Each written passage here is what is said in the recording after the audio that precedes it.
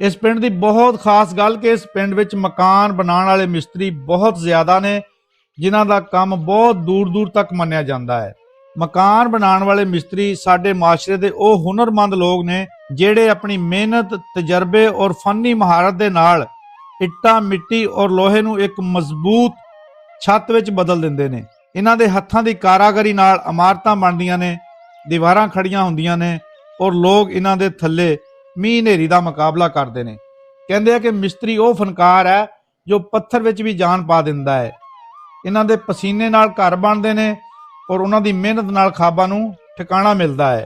हाजी शहजाद मिस्त्री फर्नीचर दी दुनिया दा एक मन्निया परमन्निया नाम।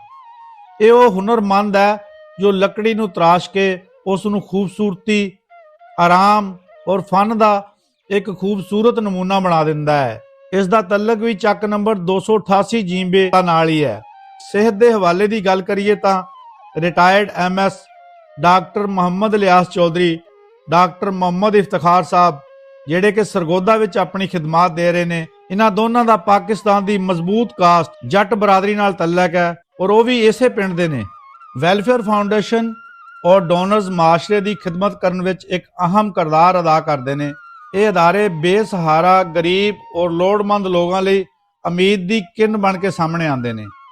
किसी का इलाज, किसी गरीब बच्चे या बच्ची का तलीमी खर्चा या किसी भुखे ढिड नूं रजमी रोटी देना, ये सब डोनर्स वालों भेजी गई इमदाद नाल जुड़ी वैलफेयर फाउंडेशन की जिम्मेदारी हुंदी है। बहुत सारे पिंडां विच इस तरह की फाउंडेशनस बणियां होईयां ने ते इस पिंड विच भी रसूलपुर वैलफेयर यूनियन जरूरतमंदां नूं फ्री मैडिसन, बेवा औरतां नूं, यतीम बच्चियां नूं राशन दे रही है। इस नूं चलाउण वाला मेन बंदा रजा खान साहब ने, जदों कि जनाब तनवीर अकबर साहब फ्राम UK इस तंजीम के बहुत वड्डे डोनर ने।